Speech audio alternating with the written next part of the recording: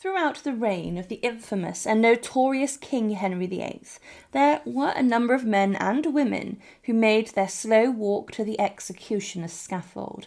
Some were taken out of the prison rooms inside the Tower of London to Tower Hill, where the axeman was waiting for them. And this is the fate that awaited his close friend Thomas Cromwell and his Lord Chancellor Sir Thomas More. Henry VIII did allow a private execution for a number of incredibly senior royals and members of the nobility, including 2 of his wives and also a woman who could have been considered his sister-in-law.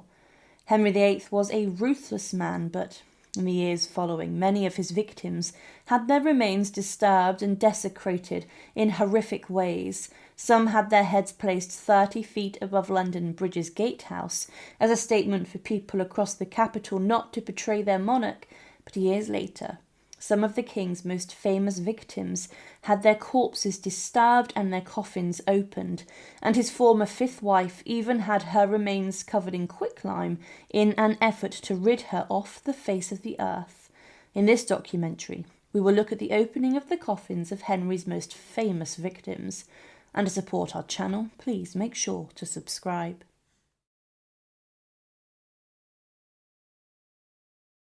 Inside the Tower of London, during the reign of King Henry VIII, 2 of the Tudor monarch's wives were executed upon the scaffold on Tower Green. Anne Boleyn was the 2nd wife of the king, and she was executed by sword. But Catherine Howard was the tragic 5th wife of the king, who was allegedly a teenager when she was executed by axe. Catherine had been sentenced to death for treason and adultery behind her husband's back. But one woman who was implicated in the whole Catherine Howard scandal was a woman who allegedly arranged for the Queen to have time and liaisons with her lover, the king's favourite courtier, Thomas Culpeper. But Jane Boleyn was the sister-in-law of the king's 2nd wife, Anne Boleyn, and she has gone down in history as being a woman who was rather sinister, and she may have even sent her own husband to the block on Tower Hill. But her coffin was opened centuries after her execution, inside of the Tower of London's chapel.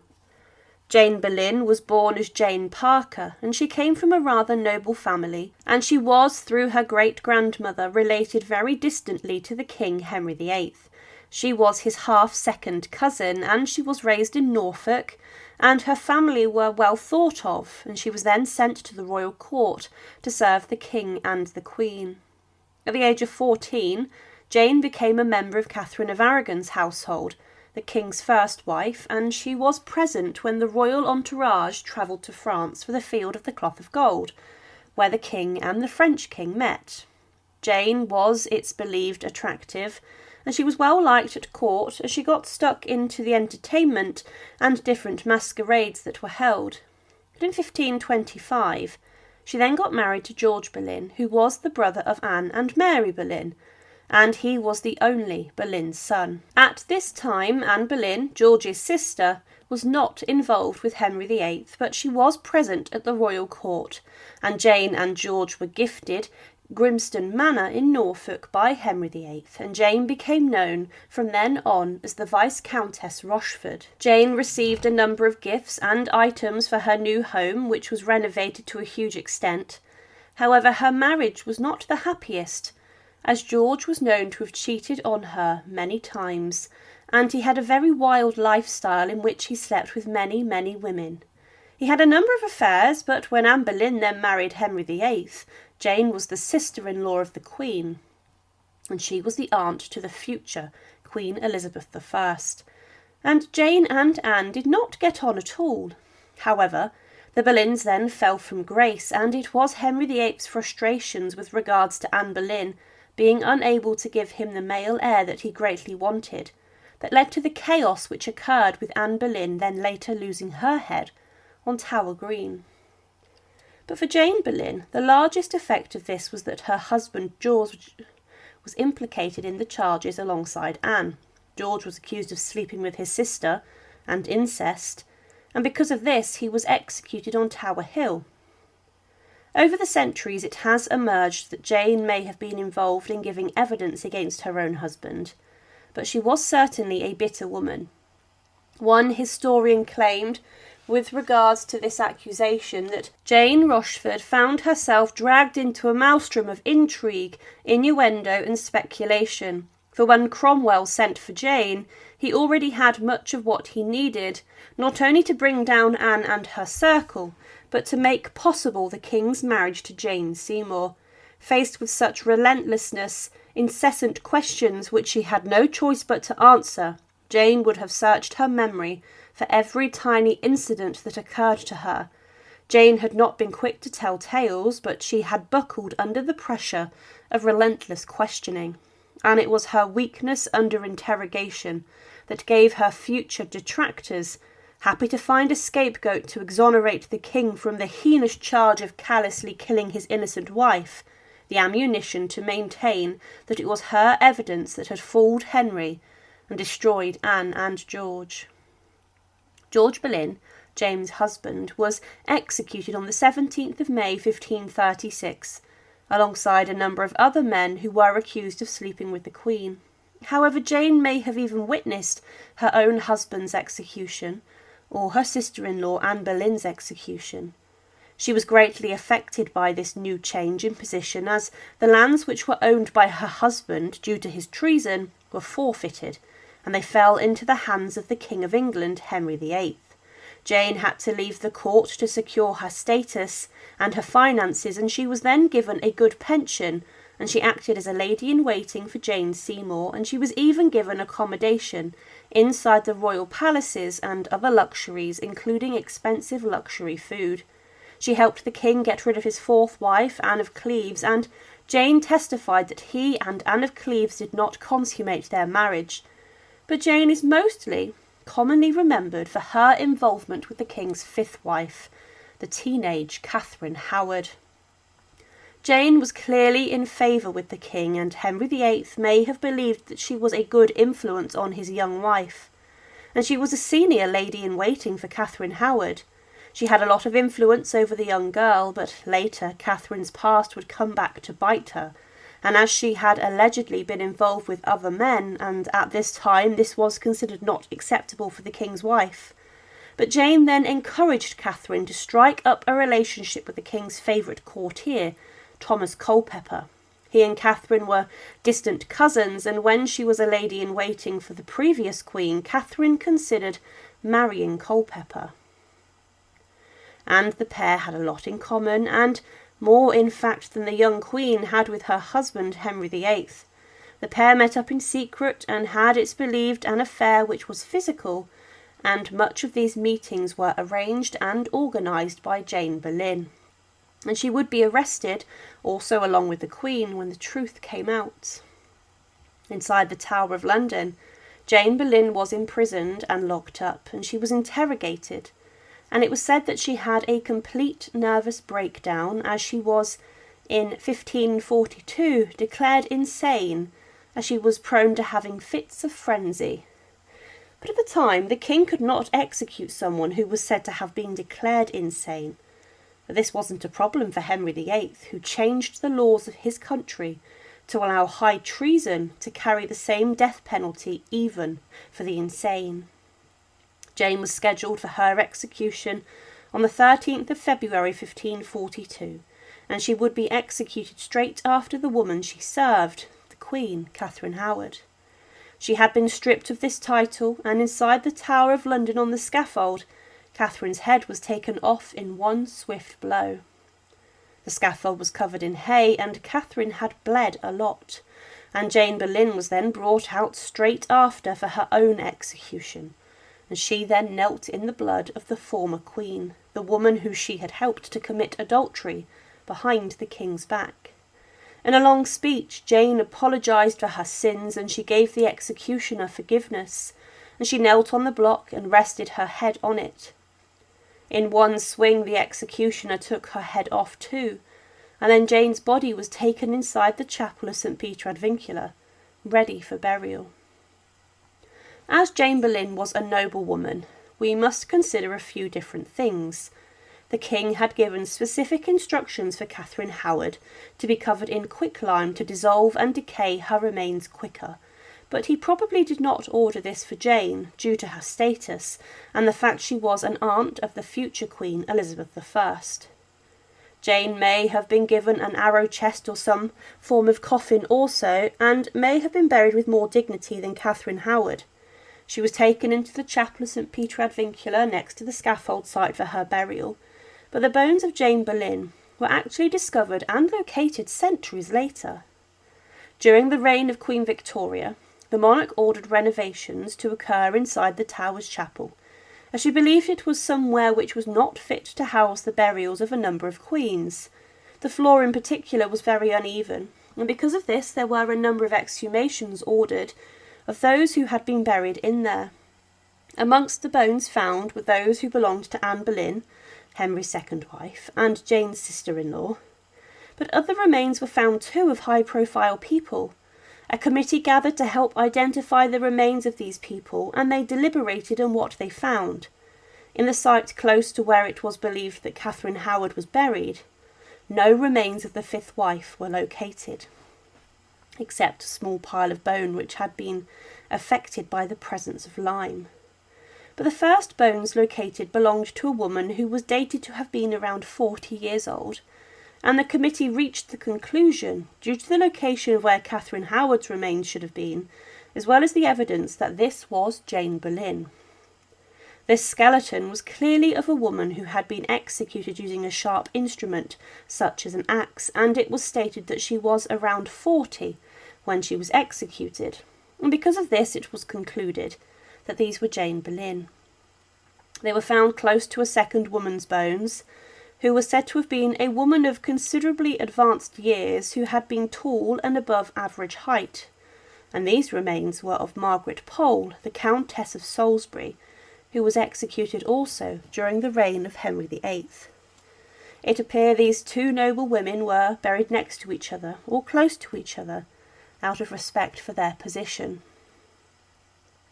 Later, the remains of Jane Boleyn were removed whilst the renovation work took place, and they were put inside of a lead casket, and a small plaque marking who the bones belonged to was made on this.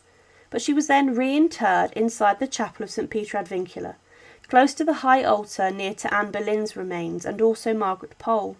Her husband, George Boleyn, was also identified during this process, and she was buried close to him also. Jane's reputation in history is debated, as some believed she was a woman who told the authorities about her husband's actions that led to his execution, and these charges that he was accused of were ultimately false. But Jane's execution inside the Tower was also brutal, as she lost her head at the sharp blade of the executioner's axe, and centuries later her remains were dug up. Throughout the reign of King Henry VIII, the infamous Tudor monarch executed up to 70,000 people inside of his own kingdom, and this included 2 of his own wives, but those who were of the very noble status and birth were allowed what was regarded as a private execution away from the eyes of the general public inside the Tower of London. Truth be told, when these executions were carried out inside of the Tower, there would actually be hundreds of witnesses, some of whom even snuck into the fortress as the gates were regularly accidentally left open. But one woman, who is often forgotten about when compared with the 2 wives of the king who were condemned inside of the Tower, was a woman who had royal blood and who many regarded to have a legitimate claim to the English throne.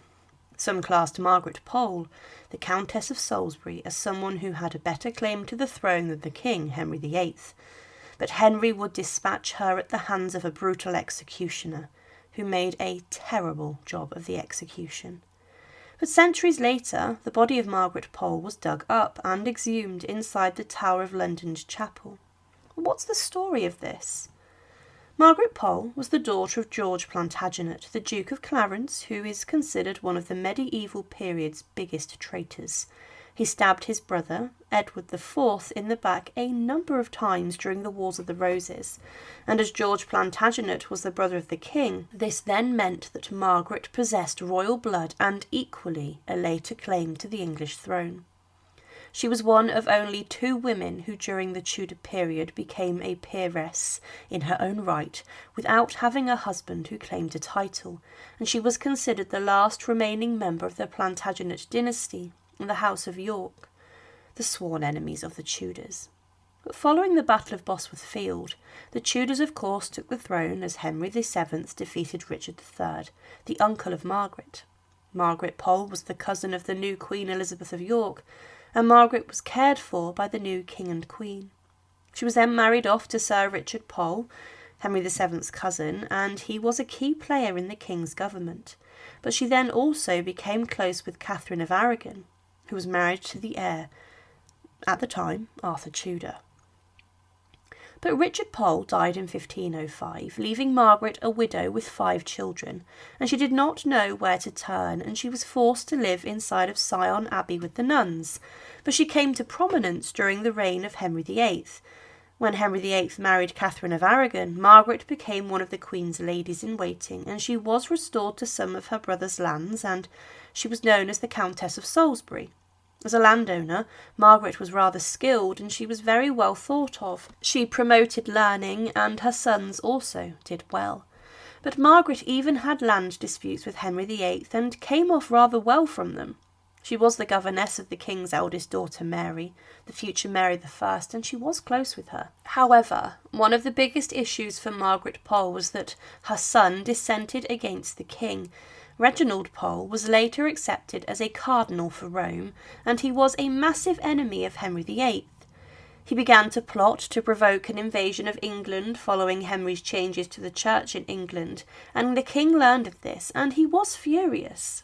Margaret also angered the king as she refused to hand Mary I's jewels back, and the king said that she was a fool, and then as Reginald Pole continued to rise through the Catholic Church's ranks, he then continued to speak out against Henry and Anne Boleyn, his second wife.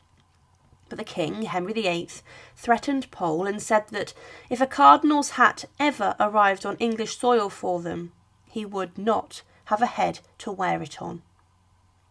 But Reginald Pole was made a cardinal in 1537, and the Pope then put him in charge of organising resistance and then colluding with the Pilgrimage of Grace, the uprising that took place in the north of England. This rebellion was the most serious during Henry VIII's reign, and it focused on the dissolution of the monasteries and Cromwell and the king's changes to the church that brought misery to many and made many monks and religious people homeless. But following this, there was a huge amount of bloodshed as the king executed many, and Geoffrey Pole, Margaret's son, was arrested in 1538. And then Margaret Pole was arrested at the age of 65 and was then accused of treason and was sent to the Tower of London.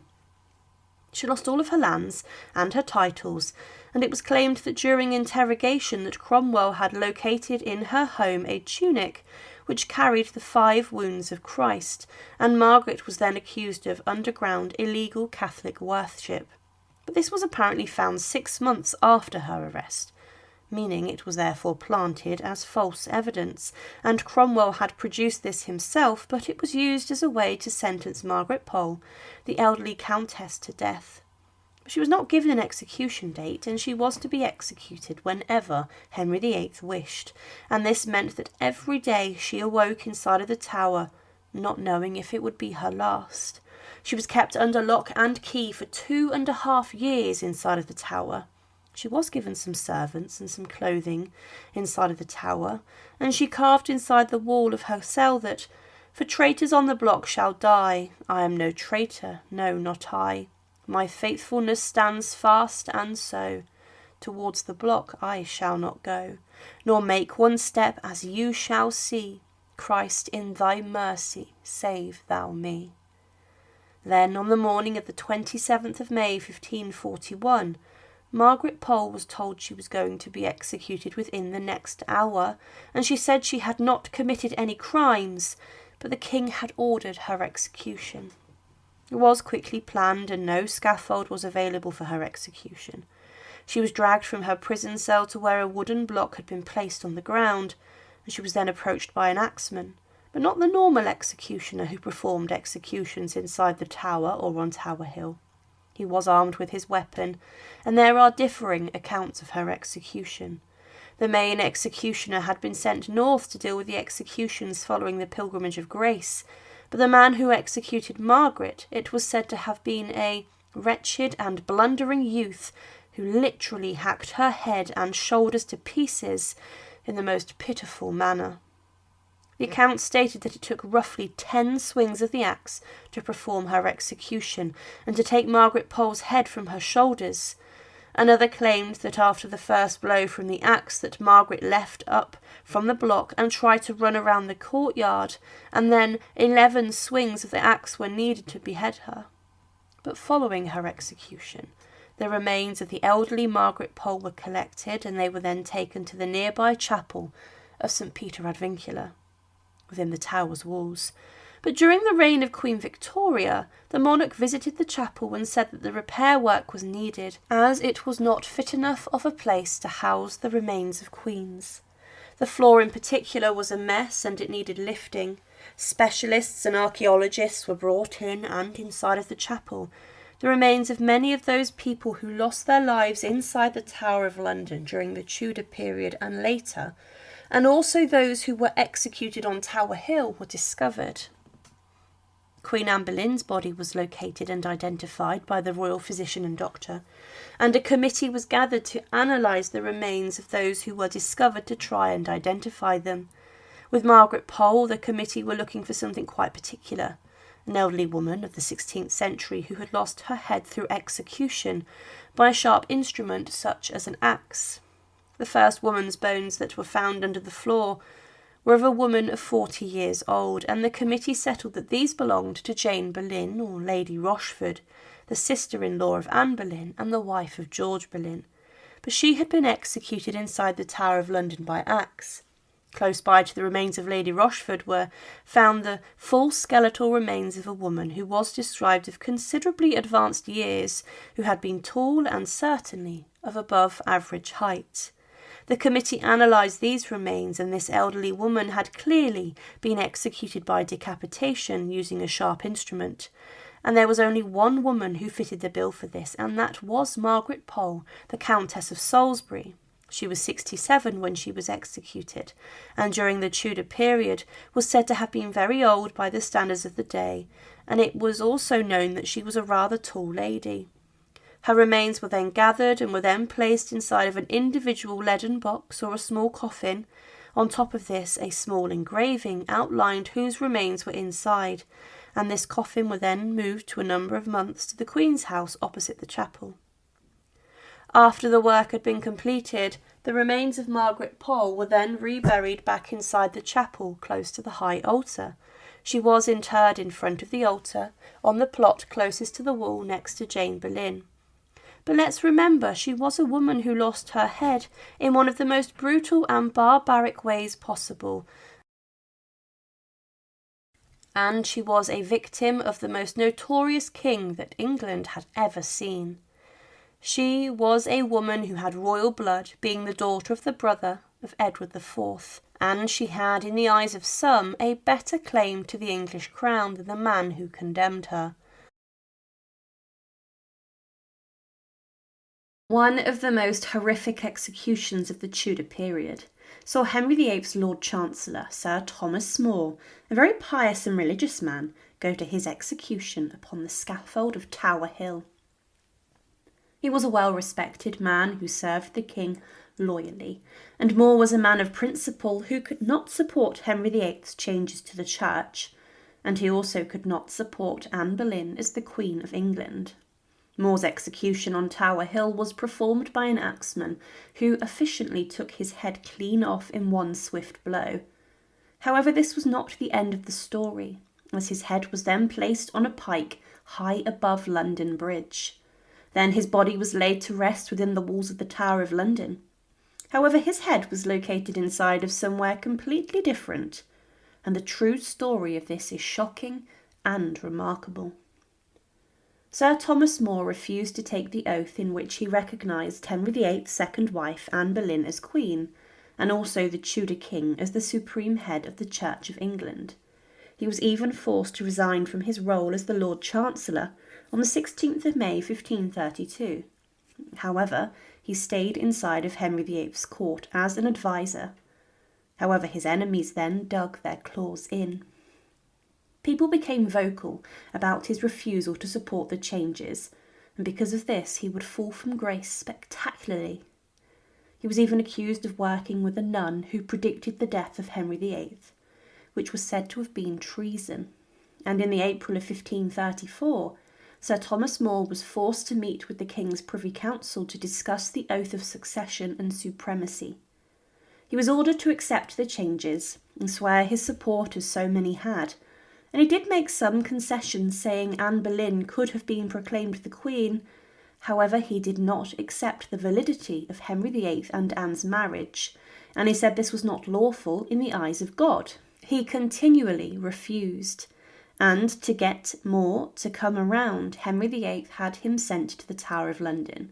It's believed as a threat more than anything, but Sir Thomas More was put up in comfortable lodgings inside of the Tower, but he was willing to die for his beliefs, and he was brought to trial on the 1st of July 1535.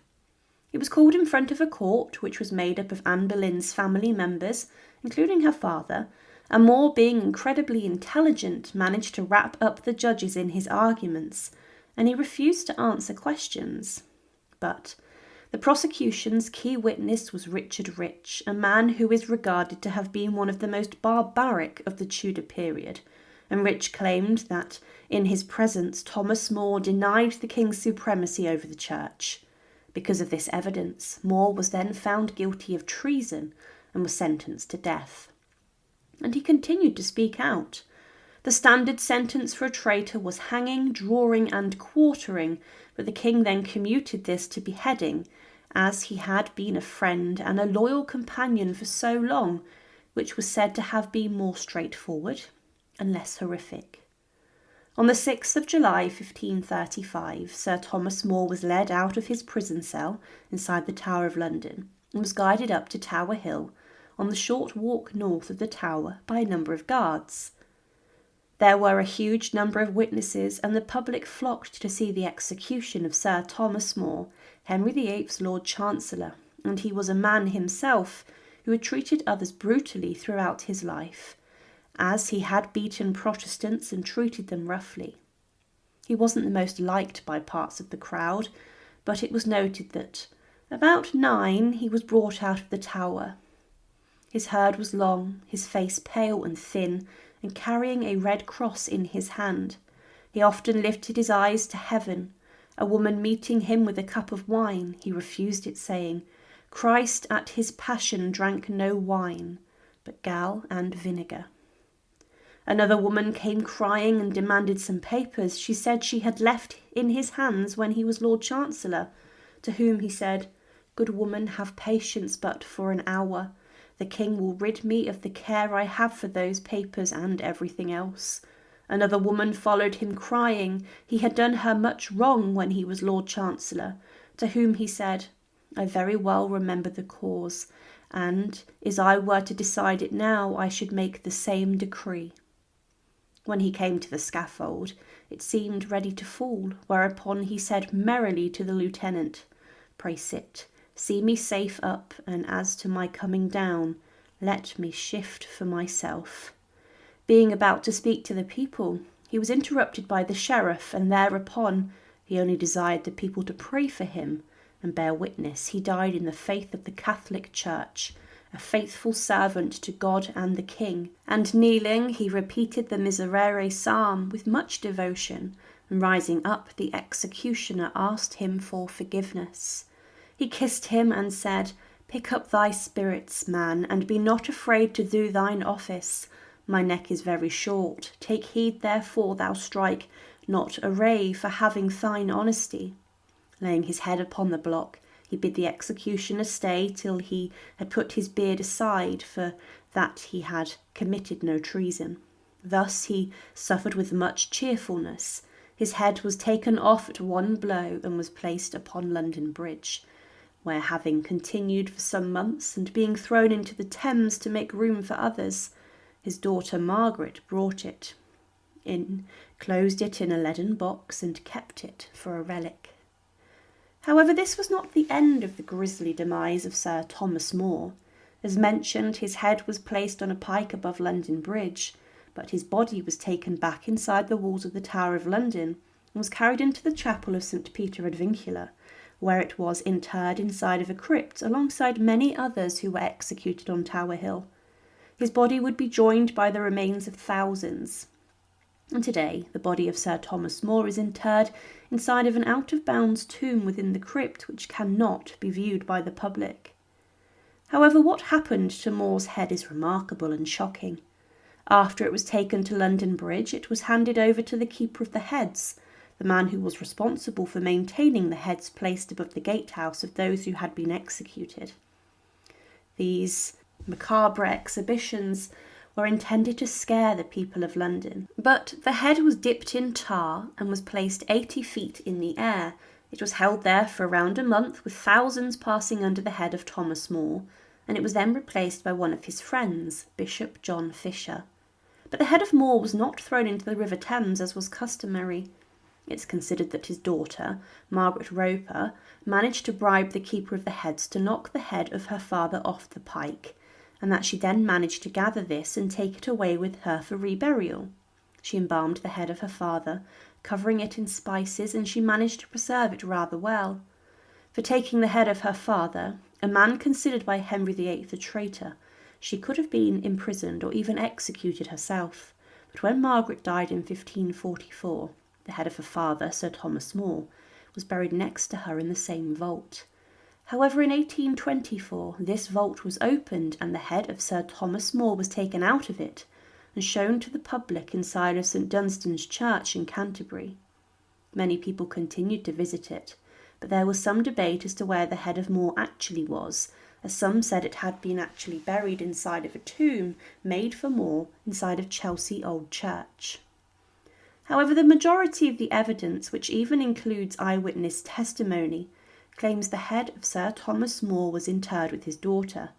After a number of years it was placed back inside of the Roper vault, and it was even photographed by someone who looked at it through a grille and showed his daughter's lead casket, but the head of the man who had been considered one of the finest historians of the Tudor period. The demise of Sir Thomas More was shocking. He was for a long time a loyal member of King Henry VIII's government and staff, but he was a man of such strong morals and principles that he could not accept the changes that the king made to the nation. Because of this, he faced the ultimate punishment, and he would lose his head on the orders of his former friend, the infamous Tudor monarch, who in the years later would also order the execution of his second wife, Anne Boleyn, the very woman that More could not support, and she is buried close to the remains of More inside of the chapel of the Tower of London. The most notorious King of England was Henry VIII, and he is best remembered for his brutal side, but also the fact he was married 6 times and had 6 different wives. The wives of Henry VIII had very different fates, but possibly the most tragic of them all was Catherine Howard, the 5th wife of the Tudor king. It's believed that when Henry VIII married Catherine, he was 49 years old, but Catherine was between just 15 to 21 years of age, and the huge age gap would signal the doomed short-lived marriage which led to the execution of Henry's wife. On the 13th of February 1542, Catherine Howard made her way to the executioner's scaffold inside of the walls of the Tower of London. It took the executioner 1 strike of the axe to take Catherine's head clean off. However, what happened after this was her burial was shocking and barbaric, and was not fit for a woman who was married to the king. But what is the story of opening the coffin of Henry VIII's 5th wife? Catherine Howard and King Henry VIII married on the 28th of July 1540, and she was a carefree young woman who probably did not realise what she was getting herself into. Her early life had been considered to have been marked with rumours of scandal. However, during the marriage to the king, Catherine grew closer to the king's favourite courtier, Thomas Culpeper, and it was said that Culpeper had succeeded in the affections of the queen at the expense of the king. Some historians have considered that Culpeper may have wanted to marry Catherine Howard before Henry got involved, but the pair, by the spring of 1541, were now meeting in secret, and during these meetings it's believed that things were physical between the two. These meetings were overseen by Jane Boleyn, one of the ladies-in-waiting for Catherine, and rumours emerged at court about this, and things were not kept a secret. The questions about Catherine's earlier behaviour with men also continued with regards to what happened while she was in the care of Agnes Tilney, the Duchess of Norfolk. It's believed she had intimate relations with others before she became the king's wife, and this would have therefore invalidated their marriage. Thomas Cranmer, the Archbishop of Canterbury, was dispatched to investigate, and he then brought the allegations to the mind of the king, and the evidence against Catherine was compelling. A love letter was even produced which had been written by her to Culpeper. On the 23rd of November 1531, Catherine Howard was stripped of the title of Queen, and she was then imprisoned before being condemned to death. Thomas Culpeper was executed by beheading alongside another man, Francis Derham, who it was believed had a pre-contract of marriage with Catherine Howard, and he was hanged, drawn and quartered. Both of these had their heads taken off, and they were placed high on spikes above London Bridge before Catherine was then taken to the Tower of London for her final days, and Catherine screamed as she passed by the heads of her former lovers. On the evening of the 12th of February 1542, whilst she was housed inside of the Tower of London, Catherine was told she would be executed the next morning, and she was told to prepare for her execution. The next morning she was to be executed by axe, and by the commoner's axe, but she was allowed a private execution befitting her status as the king's wife. She was said to have had the block brought to her chambers so she could practice late into the night as how to lay her head upon it, so the executioner could perform her death quickly and swiftly without any need for more than one swing. On the morning of the 13th of February 1542, Catherine emerged from her chambers in front of a number of councillors, ambassadors and lords who had been gathered to witness the proceedings, and it was said that she was helped to the scaffold as she was so weak. An eyewitness claimed, "The Queen was so weak that she could hardly speak, but confessed in few words that she had merited 100 deaths for so offending the king, who had so graciously treated her." Another witness said how the Queen had made the most godly and Christian end, and asked all Christian people to take regard under her worthy and just punishment with death, for her offences against God, and heinously from her youth upward in breaking all of his commandments, and also against the King's royal majesty very dangerously. While she was on the scaffold, she apologised for her crimes and then knelt down at the executioner's block in the manner that she had practised in the night. The executioner then stood with his axe, and he swung the weapon down quickly, and in one swift strike Catherine's head was taken clean off. She was not given a swordsman for the job, and she died by the commoner's axe in the way someone could be if they were spared hanging, drawing and quartering for treason. After her death, a number of women, and it's believed ladies-in-waiting to Catherine Howard, or those who had come to care for her on the scaffold, they collected her body and her head and wrapped them in a black cloth. It's possible that they collected these inside of a wooden box, or that they may have just simply wrapped her remains in the cloth to be taken into the chapel of St. Peter ad Vincula, the Tower's chapel next to the scaffold. It was here where Anne Boleyn, Henry VIII's second wife, and many other high-ranking Tudor officials were buried, and those also lost their heads on Tower Hill were brought into the Tower's walls to be interred inside of this chapel. But the burial of Catherine Howard was horrific. She was buried by her ladies, but it could have been John Gage, the constable of the Tower of London, who was in charge of the execution and subsequent burial of the prisoner in the Tower's chapel. Anne Boleyn, during her burial, was placed in an oak chest, but this is not known for Catherine Howard, and she may have just been dumped into a shallow grave, with little or no coffin.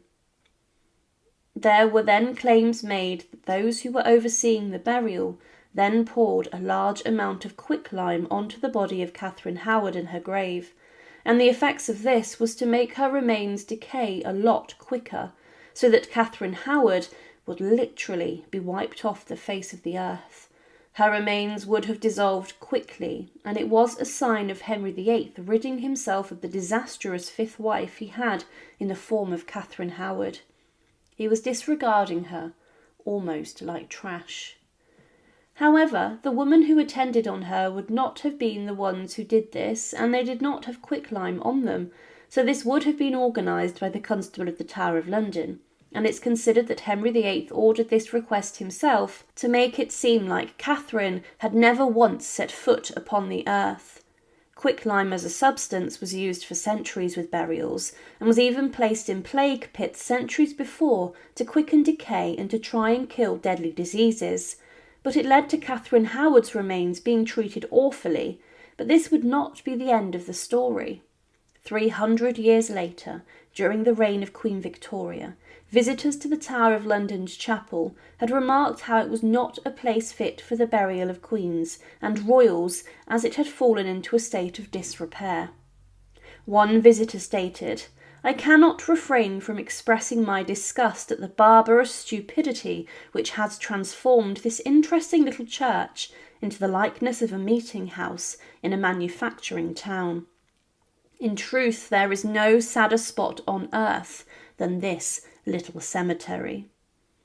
But in 1875, a proposal was submitted to restore the chapel of St. Peter ad Vincula and to make it a place fit for a royal burial. However, during the works, the chapel's floor was removed, and the remains of high-ranking Tudor figures, including Anne Boleyn and others who were executed, were discovered. Queen Victoria then sanctioned the removal of the victims of the Tower of London and also Tower Hill, and she said that the greatest care and reverence should be exercised in this removal, and that a careful record should be kept of every sign of possible identification which might come to light. The workers found Anne Boleyn's remains, and the Queen's doctor came in to look at her remains, and he stated to them that at this depth the bones of a female were found, not lying in the original order, but which had evidently, for some reason or other, been heaped together into a smaller space. All these bones were examined by Dr. Mowat, who had once pronounced those to be of a female between 25 and 30 years of age, of a delicate frame of body, and who had been of slender and perfect proportions. The forehead and lower jaw were small and especially well formed. However, the search was on to find the remains of Catherine Howard, Henry's fifth wife. It was known for certain that Catherine was buried inside of the chapel, and there were even some questions raised that the body of Anne Boleyn may have even been Catherine. But despite searching as hard as they could, no remains were found that could be tracked back to Catherine Howard. There were many questions as to what had happened to her body and remains, and some theories offer explanation. The first is that the quicklime over the centuries did its job quicker than it was believed, as Henry VIII intended, and Catherine Howard was literally wiped off the earth, with her body being dissolved in the substance. Another belief is that Catherine was so young at the time of her execution that her bones had not yet consolidated and gone hard, and that they decayed quicker than they would have done if she was older. There were 2 skeletons found in a south-east direction near to the wall of the chapel, and the investigators hoped that one of these may be Catherine. One of these was much smaller than the other. However, after analysing the bones, it was discovered that these remains belonged to Jane Boleyn, Lady Rochford, who was executed after Catherine on the same scaffold and was forced to kneel in her blood, and the other skeleton belonged to Margaret Pole, the Countess of Salisbury. These 2 women were both victims of the Tower of London and King Henry VIII. It would have made sense for Catherine Howard to be buried close to Jane Boleyn, as one pit could have been dug for them both, but the remains found were not Catherine's. The only possible remains that could have belonged to the fifth wife of Henry VIII were found close to Margaret Pole, and these were a collection of bones that had been heavily eroded and decayed using lime, which does fit the story. But the story of Henry VIII's fifth wife is a horrific one, and she may have just been a teenager when she lost her head inside the Tower of London at the hands of an axeman. But today her bones and remains may still lie under the chapel's floor undiscovered.